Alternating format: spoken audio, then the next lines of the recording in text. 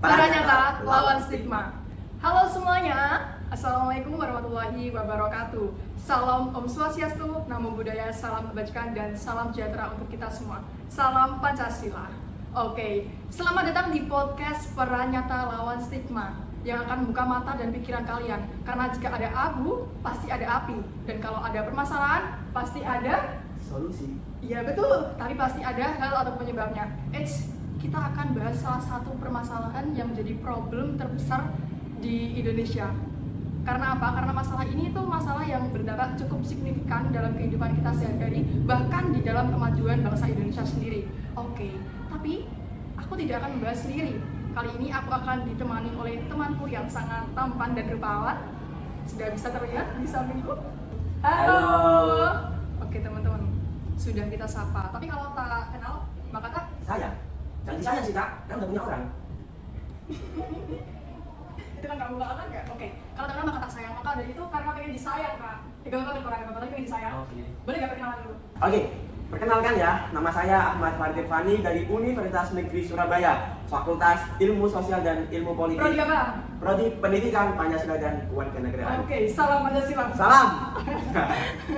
Oke, terima kasih Kak Farid yang sudah memperkenalkan diri. Jadi teman-teman, kali ini kita akan ditemani oleh Kak Farid yang akan membahas mengenai Paranyata lawan stigma. Kita bakalan mendobrak stigma tradisional dan menyelami peran gender di era modern. Betul Kak? Betul, betul. Oke Kak, tadi kan udah kenalan ya sama Kakak, kenapa kenal sama Kakak? Oke, kenalan dong kak. Perkenalkan dulu namanya siapa dari mana? Oh banget. Mau? Oke teman-teman, sebelumnya izin perkenalan diri, nama aku Anissa Dwiasana, bisa dipanggil Anissa. Aku juga dari kampusnya Para Juara. Kampusnya Para Juara. Tentu Universitas Negeri Surabaya. Kita di Prodi, coba dulu Pak. Kan tadi ada salam Pancasila. Oke. Kita kan sama. Waduh sama ya. Oke teman-teman, jadi aku dari Prodi PPKN atau Pendidikan Pancasila dan Kewarganegaraan. Oke, langsung saja Kak. Kan tadi kita akan bahas permasalahan yang sangat penting di Indonesia dan kita pengen mematahkan stigma masyarakat tradisional mengenai apa itu gender. Nah, sebelumnya itu apa sih Kak? Emang selama ini stigma masyarakat tradisional itu bagaimana? Nah, kita baca deh, stigma tradisional itu gini kayak stigma tradisional itu pandangan masyarakat zaman dahulu yang dimana itu menyudutkan individu. Iya.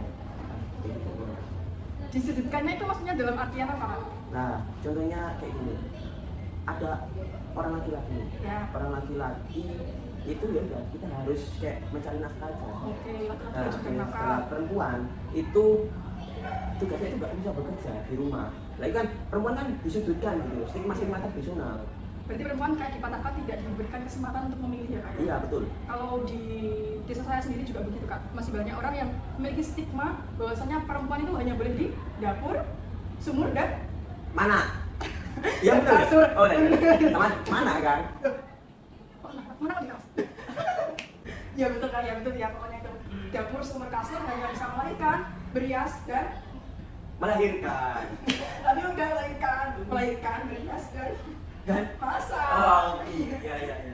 Nah, terus dengan adanya stigma yang negatif tadi seperti yang Kakak sebutkan bahwasanya laki-laki itu harus bekerja mencari nafkah dan perempuan harus bisa mengurus rumah. Nah, itu apa dampaknya sih pada peran gender atau pada lingkungan saat ini? Ya, itu kan tadi kan stigma zaman dahulu ya. Terus kita tuh di sana kan itu apa sih gender itu?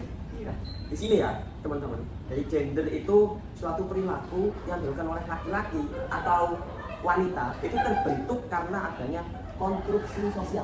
Oke, konstruksi itu apa Kak? Nah, konstruksi itu dibentuk karena adanya lingkungan yang di sosial masyarakat itu tadi. Oke, jadi berasal dari pandangan masyarakat. Ya, betul. Kalau di Jawa itu jari nih, biasa nih, gitu ya Kak ya? Ya, betul. Oke, nah Kak Farid ini tadi kan udah membahas mengenai gender dan juga bagaimana perannya. Lalu kita kan sebagai remaja ya, sebagai Gen Z Iya. di era modern ini, apa sih langkah yang bisa kita lakukan agar kita bisa sama-sama kita dan teman-teman semuanya bisa mematahkan stigma tradisional itu? Apa sih yang bisa kita kontribusikan untuk semuanya? Iya, betul. Jadi kita kan sebagai generasi Gen Z yang lahir di tahun 2000, ya 2000, gitu kan? 2000 ke atas. Nah, di situ tuh kita itu suatu saat nanti kan akan menjadi ayah dan ibu. Oke. Kita patahkan stigma tradisional itu kita mulai dari kita sendiri. Dengan apa? Kita harus mempunyai mindset fixed mindset. Bukan fixed mindset, grow mindset. Kalau fixed mindset kan kita tanamkan bukan teman-teman, tapi dari keluarga kita zaman dahulu kan menanamkan fixed mindset bahwasanya kamu itu wanita, nggak bisa untuk bekerja, kamu tugasnya hanya di dapur. Itu kan menanamkan fixed mindset. Jadi kita sebagai generasi muda itu menanamkan growth mindset. Harus selalu terus mensupport kan?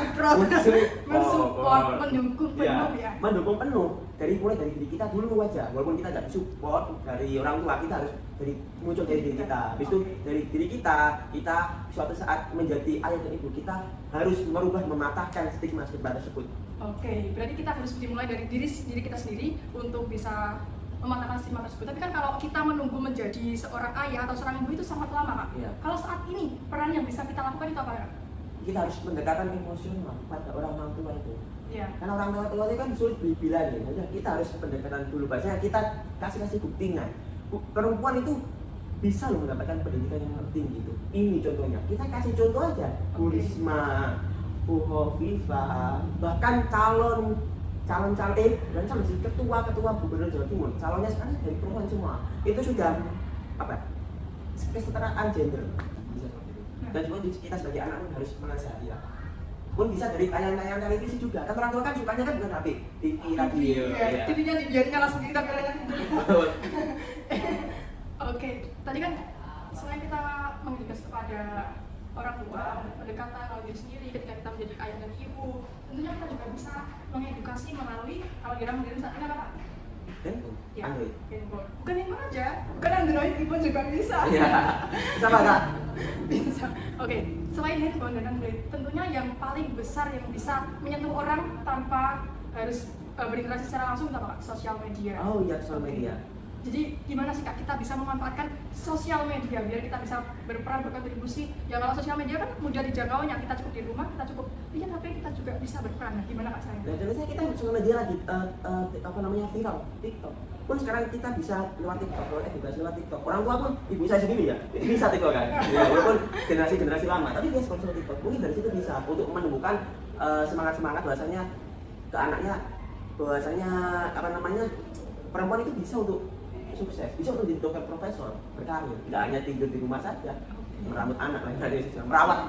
Oke, kan dari tadi kita membicarakan mengenai peran perempuan. Kita dari tadi itu lebih dominan bicara soal perempuan bisa. Kalau laki-laki gimana nih, Kak? Kalau menurut Kakak sendiri sebagai laki-laki ya, kalau laki-laki itu biasanya kalau perempuan kan dipatahkan, kalau kamu tuh nggak bisa, tapi justru laki-laki itu dituntut untuk selalu bisa. Kayak semisal laki-laki itu gak boleh nangis, laki-laki harus kuat dan laki-laki itu harus bisa. Setiap ada pekerjaan rumah, misal sesepele masang lampu nih, Kak. Pokoknya dituntut laki-laki itu harus bisa, dan laki-laki yang tidak sesuai dengan kebisaannya itu kayak nggak bisa masang lampu itu kayak nggak dianggap laki-laki gitu kan. Menurut Kakak gimana?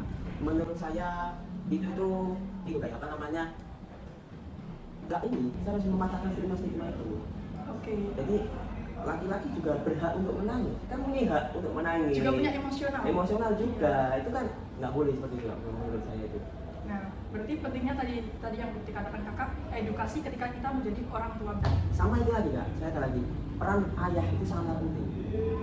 Penting bagaimana ayah dan ibu itu mengkolaborasi untuk membentuk suatu identitas gender. Bahasanya contoh saja, kita mempunyai anak, kita harus membentuk identitas. Kamu itu laki-laki, kamu itu perempuan, kamu itu berhak untuk kayak gini. Perempuan, kamu itu tidak hanya tidur melahirkan saja, kamu itu berhak untuk mencapai kesuksesan, melainkan kesuksesan. Jadi ayah dan ibu itu berkolaborasi harusnya untuk membentuk suatu identitas gender namanya. Oke.